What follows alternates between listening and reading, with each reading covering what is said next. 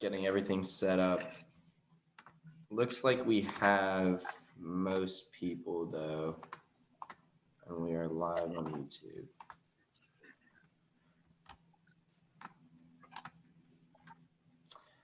Brady, you the teacher today? Yes, sir. Yeah, taking over for Dennis. So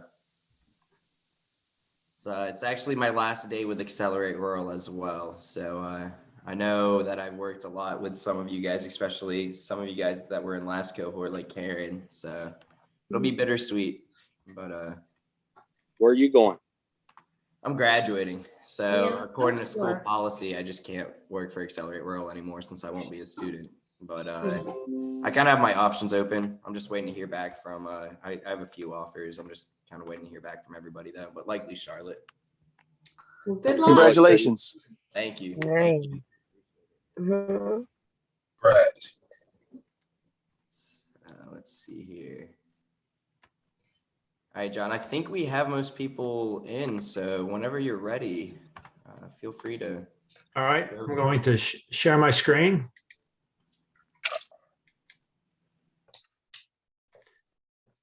And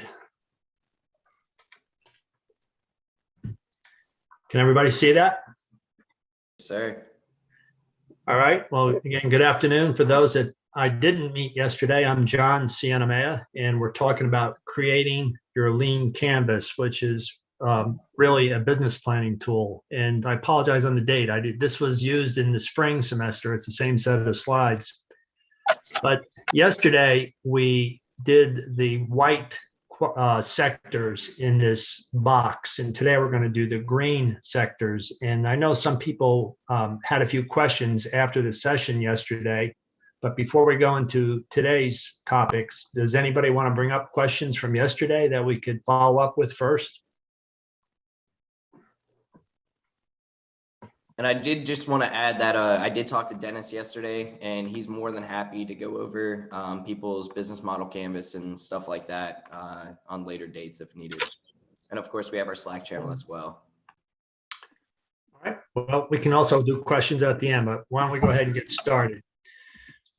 Just to review again, there are 9 sectors. It is very similar to the business model canvas in the sense there are 9 sectors, and some are named the same.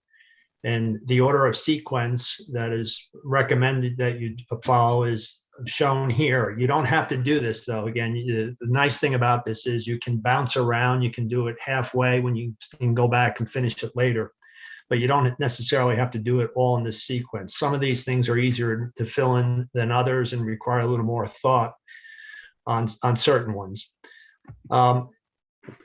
Also, for those that didn't hear yesterday, I'm talking about the different sectors within the Lean Canvas. I'm using 3 businesses that I was involved with as examples. The scuba diver represents an underwater GPS business that was developing products for the military, commercial, and recreational markets. The middle patent picture was a service business. It was an intellectual property brokerage businesses, so basically connecting buyers and sellers of patents. And the hot dog represents a retail business. It was a food diner that specialized in small hot dogs with a special chili mix on it. And we're looking at taking that and potentially franchising it. So those will be the 3 examples we'll use, and hopefully you'll get some ideas that might be applicable to your businesses. So the next sector, the first one for today, is the channels, and these are past both inbound and outbound for customers. So in the case of the underwater GPS, we were looking at direct to military customers, but also in order to do some larger applications, we would have to partner with a well-established company like Lockheed Martin in order to get the business in certain military sectors. For commercial, we could go direct to commercial and deal specifically with those companies. And for the dive shops, which was the retail outlet for getting with civilian divers, we were going to go direct and through distributors. In the case of the intellectual property brokerage business, it was a little different. We were a virtual business and we did everything by email and telephone. So it was email and telephone, both to buyers and sellers. So it was very convenient. We did not have to do very much face to face, and it was pre-Zoom day, so people really didn't care about seeing your picture. In the case of the hot dog business or the food business, paths to customers would be walk up or drive through customers, and then walk in diners. There was a small seating area and a traditional counter that you would find in a diner, and that would be the walk-in diners. The next sector is the revenue streams, and this here you want to list your source of revenues, and it doesn't require you to do a big spreadsheet or complicated modeling. It's really just to get it down at a high level and think through the basics. In the case of the underwater GPS business, the military revenue, that's revenue military is the abbreviation. It would just be the number of systems times the average dollars per systems. And the first target was the underwater divers, Navy SEAL specifically, in terms of systems. For the revenue related to the commercial market, so it's RevCom, was the number of systems times the average dollars. And this would be for locating or tagging underwater assets, whether they were wellheads or cables or pipes or other assets people wanted to mark underwater. In the case of revenue for recreational market, we were planning to incorporate the technology into a dive watch, which was a standard piece of equipment for divers. And it was a matter of the number of dive watches times the dollars, and there were certain other assets we could sell with that, and there was an average dollars for those. In the service business, which was the patent brokerage business, it was very simple. The revenue was the number of clients that we signed up, because you didn't close every deal. It was a high percentage, but you didn't close every, so it was times the percent closed, and then the average dollars per transaction. In the case of hot dogs, for just the revenue for the hot dogs, number of diners times the average per diner. And then for the non-hot dog meals, the number of diners times the average per meal. And much of that in that business at that time was not automated. So it was a lot of guesstimating in terms of what was the average. It was, you have to think back to, this was late 80s. So a lot of the purchasing systems or in-store systems that you see today did not exist or were not as widespread in those days. The cost structure, again, something you don't have to go into a lot of modeling.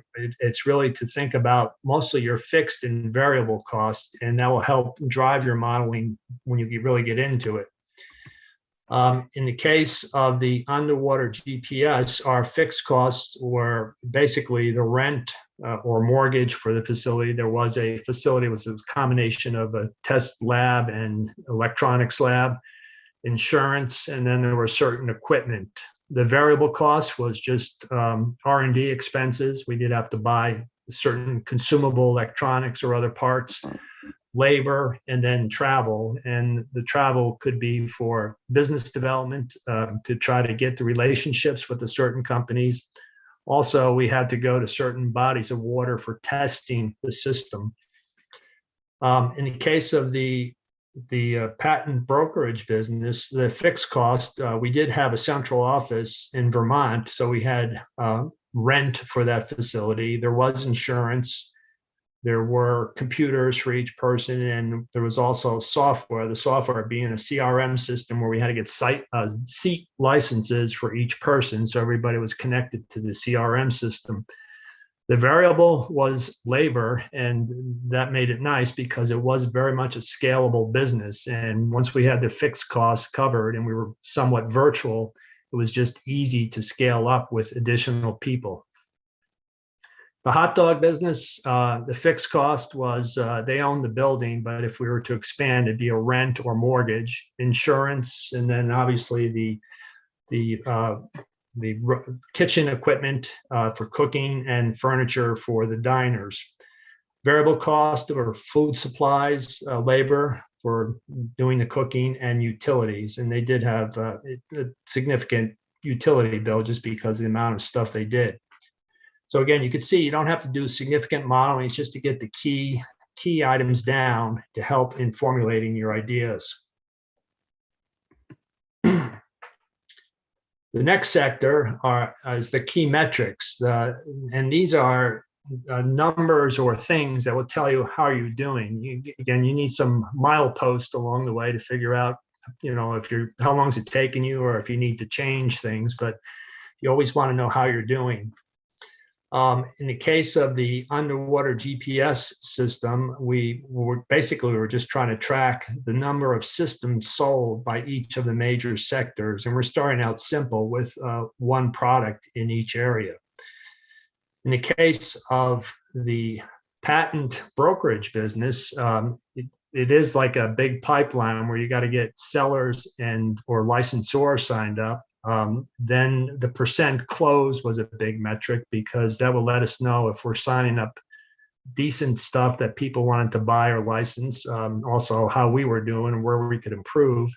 And then average commissions, we did have a target going in, and we did end up where we thought we would be on the average. On the hot dog business, the key metrics would be number of hot dogs sold, the number of customers, and these were small enough. They were basically 3-inch hot dogs that a teenager in college would buy a dozen at a time or more. I mean, they could eat that many, but it was interesting to see the volume. The number of other customers for the other diner meals or products that were being offered was also a key metric. The unfair advantage. So this is really what sets you apart from the others, and something that cannot be easily duplicated or bought. In the case of underwater GPS, we did have a significant patent portfolio with issued patents. There was also special know-how, especially in doing the underwater mesh network. And the advantage was that the electrical engineer did come out of IBM. He spent his career in doing semiconductors and networking technology, so he fully understood how to do that. And then on top of that, the knowledge of divers, plus we had an advisor who was a former nuclear submarine captain. So again, we had a team that understood all the underwater GPS issues. On the IP brokerage business, the unfair advantage was the team. We had individuals, again, who came out of the big companies like IBM, Lenovo, and Lockheed Martin, Boeing, and they were dealing with significant patent portfolios and large transactions. We also had unique systems and processes which were scalable and also had very high hit rates. As an example, we were putting out easily 1,000 emails a week to potential targets, and we were getting a 20% response rate on our emails where they either said, yes, let's talk, or no, not now, come back later, or now, never. But 20% response rate was fairly high for an email campaign, and we were doing that weekly. In the case of hot dogs, the unfair advantage was really the secret sauce. Everybody's got a special secret sauce, literally a chili sauce, but this was unique, and it did give the flavor. Also, the hot dogs were made by an older German hot dog or sausage maker in New York State, and they did have a unique flavor. The brand itself, though, for the store was for people in the region knew of it. Whether or not that could translate into taking it as a franchise had to be proven, but that was certainly an asset and something that could not be bought or copied. So if you take everything we covered in the first yesterday and today, and if you look at the underwater GPS system, this would be my lean canvas for them. And you could see you don't have to fill all the white space. You don't have to write long sentences. Just word or two, keywords, and it's really to drive your thoughts, your use, whether you translate this later into a PowerPoint or a Word document is your choice, but at least it gets you going in the right path. And again, it's something you can update very easily and quickly. This is the IP brokerage business. And again, just very simple, even on the revenue streams that you can see we're not significant modeling. Now, if I was to go out and raise money, I would do a PowerPoint and I would have a spreadsheet with 5-year projections and show all the information. But this could be the lead to doing the PowerPoint and the spreadsheet. And the hot dog business, lastly, again, a lot of white space on here, but it's still got the key elements in terms of what is being looked for. Now, I know this was going through quickly, but this topic doesn't, in my opinion, doesn't require a lot of discussion to just get into and do it. I think it's something you just got to do it and give it a try. It's sort of self-explanatory. But in terms of what's next, talking to customers and potential customers is important because it still helps to collect more information, to refine and pivot if needed in terms of what you're doing. I don't know all your businesses, and some of you may already be in revenues, but if you're at that stage, pre-revenue or just starting, you still have a ways to go in terms of working out things because what you're doing today may change in 6 months or so.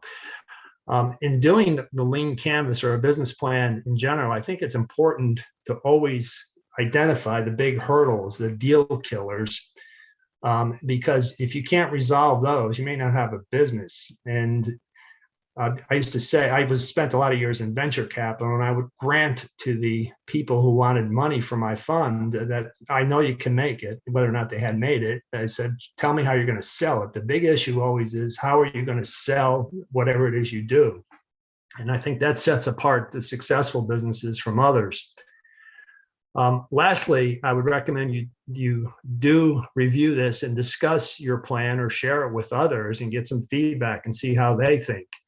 And not just your best friends, but look for others who are not necessarily familiar with it, but have some good business sense to talk about what you might do differently or what you might consider. So that is the lean canvas. And with that, I will pause for questions.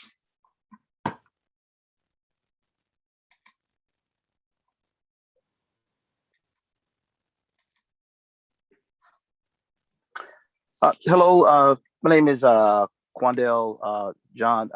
Wondering, how do you suggest going about gathering that information? In the sense, I'm using Shopify as an online platform.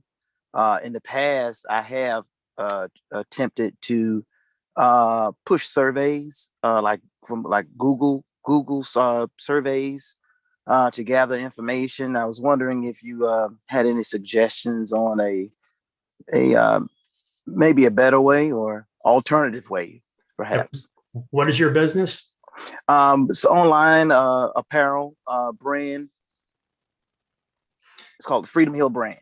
Yep. And you're trying to, when you say gather information, you're trying to gather information about appeal customers or yes, I'm attempting to discussing my plan with others, in between discussing my plan and identifying hurdles, finding out what people think, what things that I could change in order to maybe be more appealing. I think one of my challenges has been my consistency, honestly, and then getting the story out and making it more visual as it pertains to being an online entity. Mm-hmm. And Brady, I may ask for your help on this, but I know there have been certain student ventures that I've seen in the last several years at ECU that were in the what I'll call apparel fashion area. And I was not involved with any of them, but I got the sense that some of them had good connections with others who may have done apparel or brands. But if I were in your shoes, I would try to find somebody who built the brand of some kind, and it doesn't necessarily have to be in the apparel area. It could be some other retail product, because I think everybody has valuable lessons about how they built that and got there. And Brady, do you know in those other businesses if they had connections into that industry? Yeah, so some of them have, some of them haven't. In my opinion, I agree with John. I would try to find someone that has experience, not necessarily for me personally, I don't think retail products, but more so just any online brand, right? Okay. So I used to own an online startup, right? And we built up that brand just through all of our advertising was through Instagram, Facebook, social media. And I eventually sold it off after a few years. And the way I built that up was I built a community around it.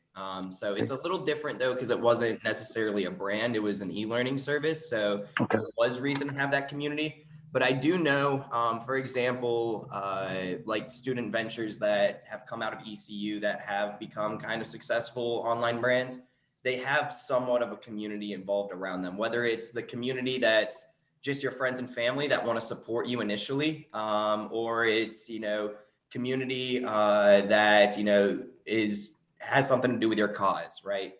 So I'd say the biggest thing is to just build up the brand on social media, worry about the sales later. Because in reality, it is a tough niche to get into just because a lot of people have been doing it recently. Right. And in terms of surveying, I'm not sure exactly what it is, but I'm pretty sure, I'm assuming you're using Shopify maybe? Yes, Shopify and as a platform and Printful. Okay, so I'm pretty sure with Shopify, they do have some sort of survey plugin to where if they, like if they enter their email, they get a discount code and then you could send out surveys that way. We have an intern named Marco that I'll connect you with, or I'll get Brent to connect you with Marco. Marco's our web development intern, so he does consulting with each and every one of your websites if you guys need it, specifically Shopify. So Marco would know a little bit more. So we'll get you in connection with him.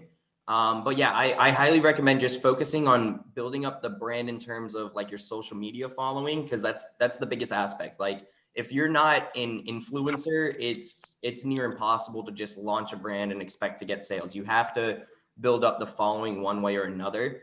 And I've seen several online apparel brands that have started as just being like something different. You wouldn't realize they're an online brand, but for example, like if they were to sell something around like, I remember seeing one around Black Lives Matter. Initially, they built their social media following by going to a lot of the protests and things like that. And they were videoing it and interviewing people. And you had no clue it was a brand at first. You thought they were just, following the movement. And then, the brand kind of came alongside. So does that make sense? Like just having relative content.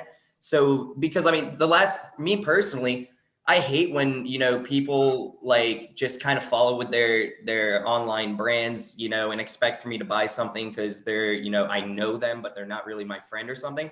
I'm like, give me a good reason to at least follow you back. Give me something, because I'll follow you back to support you, but I want to see good content on my timeline too. I don't want to just see different shirts that you're coming out with, things like that. So it's definitely much more than just building the apparel out. Awesome. Thank you. Yeah, no problem. Anybody else have any questions?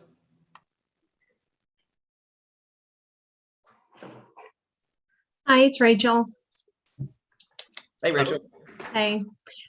We actually kind of did a rough draft that if there's time or if I can send it to get some feedback, because this is the first time we've attempted to put words to paper to describe what we're doing.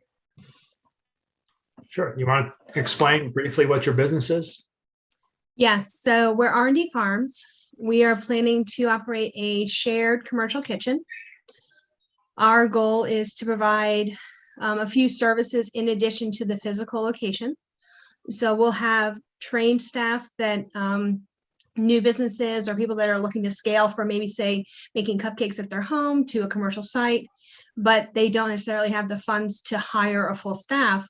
They can work with our team on an as-needed basis for food prep, packaging, even working with and developing an e-market grouped online platform. So it'll help be an additional outlet for them to sell their products and goods.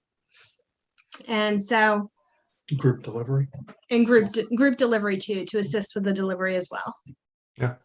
Brady, is it all right to if you want to share your what you did on the screen? Yeah. Okay, Brady. Rachel, do you have a digital version of like your business model canvas filled out? I could give you Yeah. ways to share your screen. Yeah, I do. I have a PDF. Okay, let me co-host you really quick.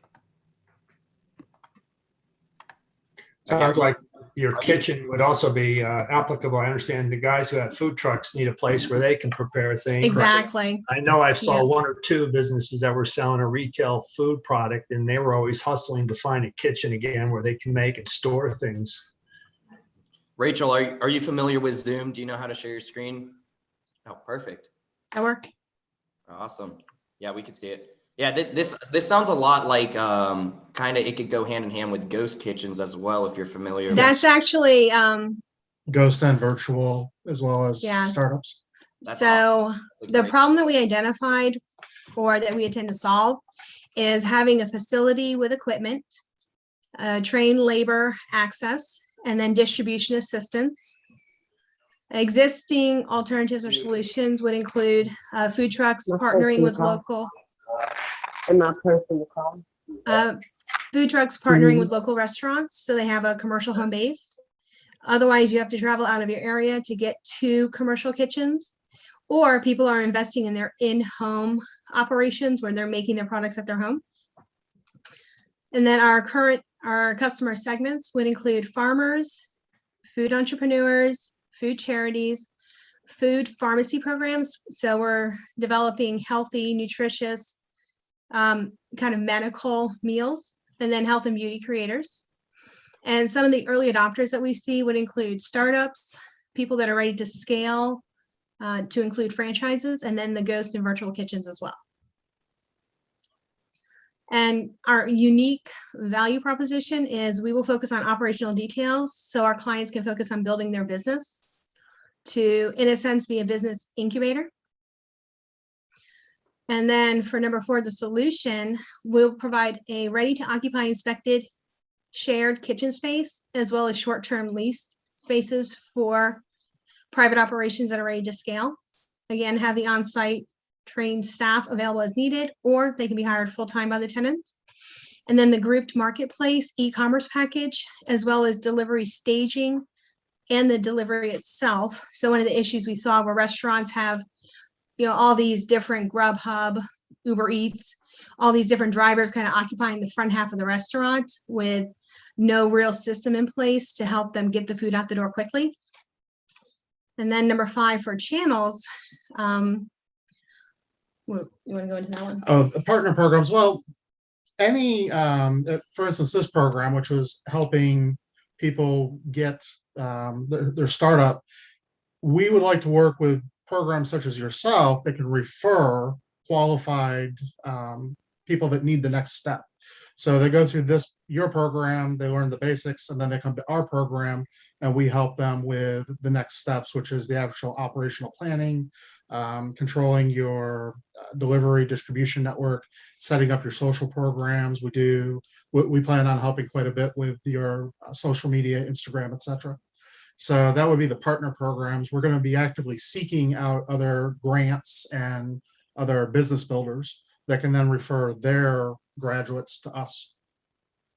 And then for revenue streams, leasing of the space, providing storage, labor services, delivery, and then vertical sales to where people can kind of cross-sell each other's products as a value add to their businesses. Right. So for example, if you're selling tacos, delivered tacos, but you don't have a drink or dessert menu, which can encompass 18% of your typical restaurant meal ticket, you can partner up with another tenant who might be doing a beverage service, and they get to cross-sell their product to your channel as well. Right. And then the cost structures, the fixed and variable, which would of course be rent, utilities, equipment, vehicles. Variable would be the labor, the training, equipment maintenance, as well as stock and consumables. One more, sorry. And then for key metrics, they tell how your business is doing. That would be identifiable through the number of leases and people signed up for the program, whether it's monthly, hourly, or biannually, number of jobs created, meals produced, and meals delivered or curbside pickup. So the one issue I think we're having is number 9, the unfair advantage. While everything we're doing can feasibly be done by everybody else, we're actually bringing together 3 or 4 major pieces. And really, we've only seen this in major cities. New York has Zool. California has 1 or 2 franchise kitchen startup systems that are out there that bring together the facility and the e-commerce and the labor. But as far as unfair advantage, it's really that we're going to be first to market. And the only other one that I see is our technology.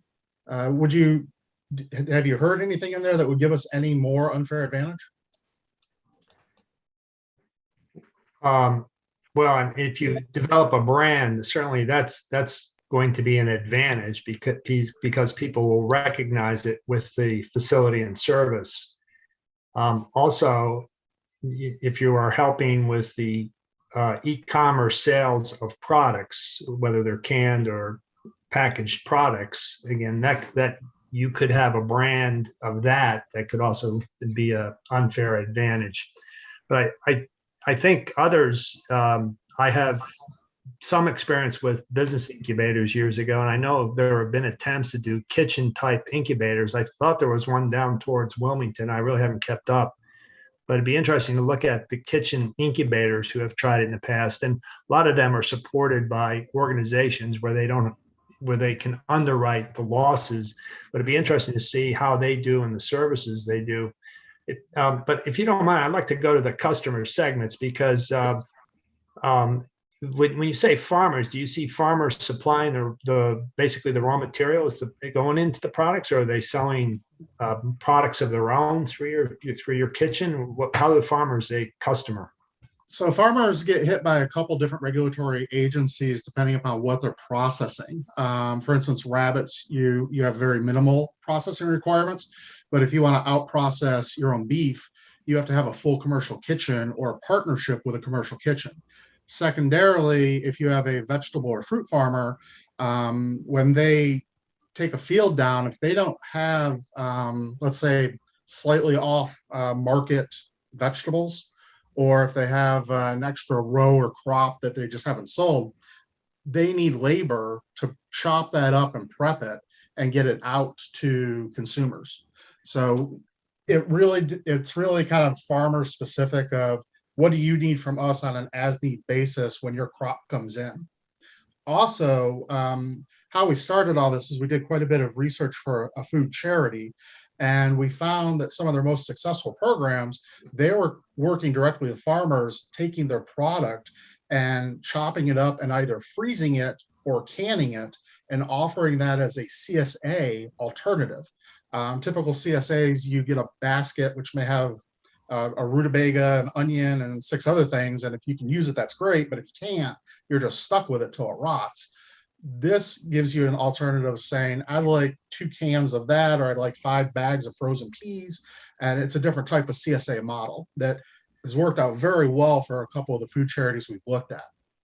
Yeah, I think this is a great first step. And I am thinking a lot about different parts. I don't have experience in this type of business.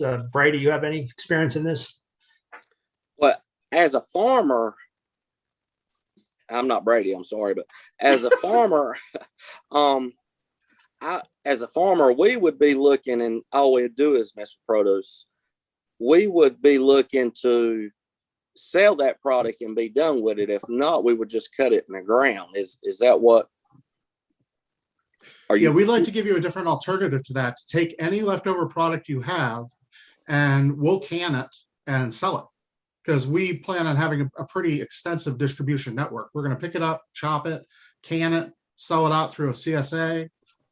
Do you operate a CSA? Yes. Okay. What are your products? Well, we own a couple of markets also. So we got a little bit of everything. But right here on our farm, we grow about 150 acres of butter beans, and we grow onions, Irish potatoes, and cucumbers. Perfect. We're definitely going to be talking to you later. Okay. Yeah, we want to give you a different CSA alternative than the fresh option. We want to give you the alternative to get it flash frozen and packaged. We want to give you the alternative to can it or to turn it into meal prep kits to work with one of our kitchens. Yeah, I think it's a great idea, but you're talking about a big expense when you get, see, we're a packing facility also. When you get to talking about the flash freezers and that kind of stuff, you're getting into a great big expense at that point. Yep. Which that's really where we're at. We're looking for the farmers that can't afford that. We want to give them that alternative because sharing that expense between 30 or 40 farms makes it a affordable CapEx for us. Okay. I like the theory. Yeah, so this is just a perfect example of what I mentioned yesterday about how, you know, it really is important to kind of speak up, ask questions throughout the sessions, but especially on Slack too, because the connections you make, I mean, we've had past participants that have kind of merged their businesses together or become, you know, new partners, things like that. So I love that this is happening live. Dennis would definitely be eating this up if he was here. For me personally, I don't have experience in this exactly. I do with ghost kitchens, but I don't want to speak on his behalf, but I'm 99% positive Dennis is actually pretty deep into this space. So I'll talk to him on the phone after this and kind of just let him know and then connect you guys as well. Okay, I can email over this. It's just a rough draft. Like we just really quickly kind of ran through it. And we're very open and I guess trainable because this is completely at the planning stage right now. Yeah, absolutely. So I know Dennis does a lot of work with farmers and a lot of work with other organizations such as Barn to Door, if you're familiar with them. I'm personally not too much, so I can't speak too much on them. But I do know this definitely sounds like it's in Dennis's space of what he's been doing a lot lately. And I think Dennis is going to be really, really excited to see this. So I'll just kind of give him a heads up too that you guys may want to talk to him one-on-one and try to get that scheduled. Odds are he'll just schedule it directly with you though. Okay, perfect. I actually have to run. Dan's going to stay, but thank you so much for letting me share this. Yeah, no problem. Thank you. I'm here. Does anybody else have any questions or want to take advantage of this time? I'm not sure how limited you are on your time, John, but I'm available. Okay. So we have about 20 minutes left slotted if anybody else wants to give it a shot with their business model canvas or questions or just any discussion.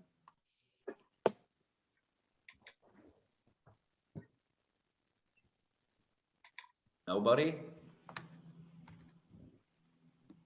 No, we have about 15 of you in here. Don't be shy. Because I promise you, we've had participants before the last week of the cohort. They're like, I regret not, taking advantage of all the time and stuff like that. Don't let that be you. And I am available if you want to reach me after. To the guy that was talking about the kitchen stuff a while ago, where are you trying to open this up at? Where are you trying to have this location? Our initial location is going to be close to Rockwell or Salisbury, North Carolina. Okay. And then from there, I'd like to branch out as much as possible. We started this working with food charities, and the grants that we were working on was a North Carolina statewide food charity, food pharmacy grant, which really is what brought me into this idea of doing the kitchen support. So we're going to start Salisbury, and then we'd like to branch out. We'd also, as an idea, what if other people came to you to utilize your facility? Do you rent out your facility time?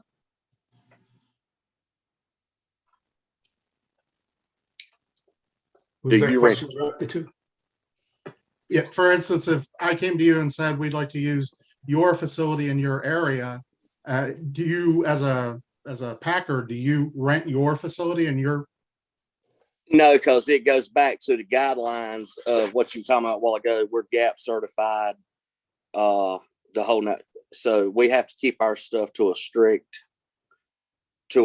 book, to Right. what we have on our protocols in our book. Not telling you now we couldn't do some packing, but we're specifically set up for the lima bean production. in our It's such a packet house. barrier to entry for anybody else to try to get in. It's crazy. Yeah, and we have the combines, and we have the sheller line and the packing line, and where we had within a 2-hour period of the bean being extracted from the field, we had the field, it's already being packed and field heat being extracted out by that point. Over a 6 to 7 hour time frame, depending on how hot it is outside, that bean is packed and in the cooler, ready for shipping the following morning. That's incredible. And so everything's got to work like clockwork does. But far as like a facility to be able to rent it would never work on a local farm, especially anybody that's got the certifications, because it's just the auditors that come in from the USDA and check us. There's just such a fine line on them. Right. You have to, and there's just, you have to think outside the box, even when you're doing all your stuff, to make sure you're covered on anything that you got going on, if that makes sense. So I can talk to you for about 9.5 hours about the subject, but I don't know if John and them want me to monopolize your time. Let's see if anybody else has any questions or anything. But definitely you two definitely sound like you have a lot of parallels going for you. I could definitely see Dennis pushing a partnership or something of the sort. I wish he was online for this call right now, though, because I know he'd be able to help gauge this conversation a lot better than I can. I also want to reach out to anybody that's also doing compounding, beauty supply, pet, supply food. There's different requirements for each of them, but anybody else in the group that needs a registered space, I'd love to hear what your barrier to entry is, how much it's costing you, where you're at, any way that we can help. And just a note, we've had a lot of participants in the past. I'm not too familiar with this cohort personally, but I know in the past we've had a lot of participants. So again, Dennis will know, and Dennis will really be able to give you some good connections and directions there. And I'll make sure to bring that up with him as well, just to kind of give him a heads up. And I'm sure he'll just reach out to you guys directly. Doug, how's it going? I see you're on camera. Long time no see. I know you got a business model canvas done. Yeah, I did one for the ICOR program, but it wasn't the lean one. It was the other version. Are you having any difficulties with the business model canvas now? Right now, I'm focused on writing my business plan because I was in Rise Up. Okay, awesome. So I'm sure you've already met John then. Yes. Yeah, Doug, good to see you again. When I was helping out at ECU, we used to meet periodically. Yeah, he was my mentor for ICOR. Erica, I see you're raising your hand. Feel free to, unmute your mic and turn on your camera if you have a question or anything. Hi guys, I'm just wondering, I missed yesterday's call. And I'm with Business Model Canvas. Is that a template that I could find? Yeah, so we'll be able to send it out. We'll send a blank version of it in the Slack channel group if you're on Slack already, which I believe most people are. If you're not on Slack, reach out to Grant or myself. We'll get you guys on Slack. And in terms of missing yesterday's session too, so since this is the first week, we haven't gotten it done, but we're actually going to make the YouTube playlist right after this, and we'll get it posted on the Slack. So moving on in the forward in the future, basically every evening we will make sure that the videos are on that YouTube playlist and they'll be in order. So you guys will be able to access the videos at any time. And we also do have playlists of our previous cohorts. The classes are going to be pretty similar. Like John comes on every semester, luckily. He saves us and comes in for every semester and does it. So you'll be able to access old videos too. But yeah, we'll have all recordings on our YouTube channel. And we'll make sure we send out that playlist this evening for everybody to access. So you could go back and rewatch yesterday's. And also in the future too, if any of you guys are stressed about missing a class and things like that, remember, we're really lax here. We know everybody's entrepreneurs, everybody's doing their own thing. Some people are working as well as trying to improve their hustle. We don't take attendance. We don't assign homework. We don't care about any of that. It's what you make of it. So if you guys want to show up to the classes, that's ideal. So you could ask questions. But if you have to miss classes in the future, don't stress, because recordings will be posted and you'll be able to ask questions anytime, whether it's to Grant, who's taking my position, or Dennis, or just to the Slack channel in general. Okay. And the YouTube channel that we're following, is there a special particular one? I know I'm following is the ARNC. I'm following that one, but like you said, it was old videos there. Yes, so Is that that's the same channel. We just haven't uploaded the okay? videos just because it's the first week. But moving forward, the Got videos you. should be uploaded by the end of the day on the playlist on there. Got it. Perfect. Thank you. Yeah, no problem. Anybody else have any other questions?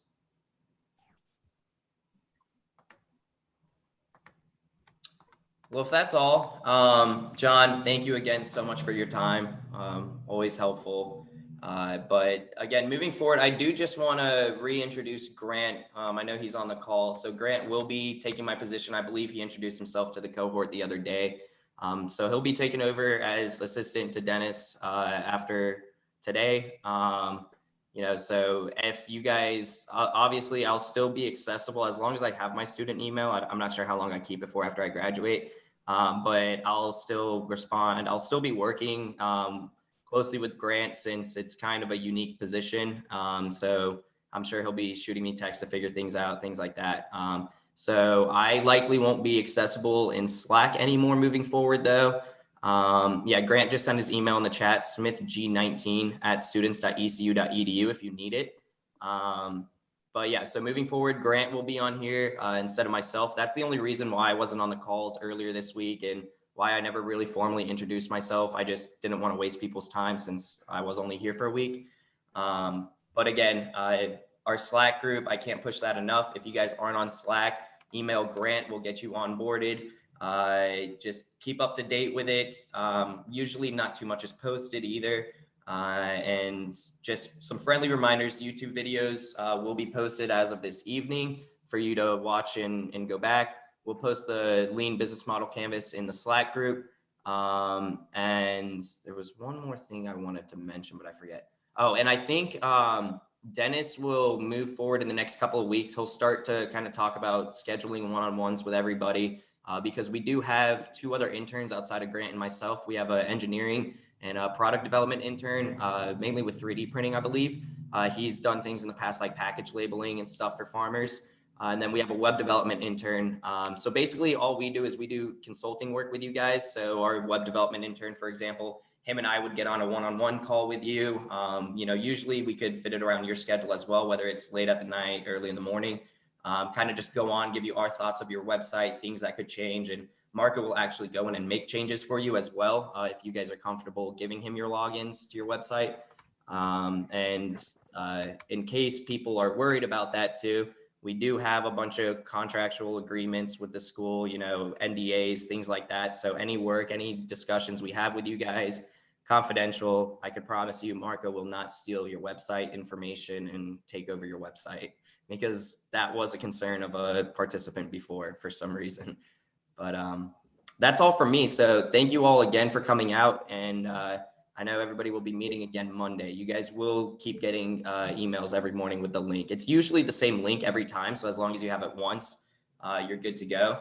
But yeah, that's all for me. So thank you all for coming out today. And thank you again, John, so much. Yes, thank you. Good luck, everybody. Thank you, John. Good luck, Brady.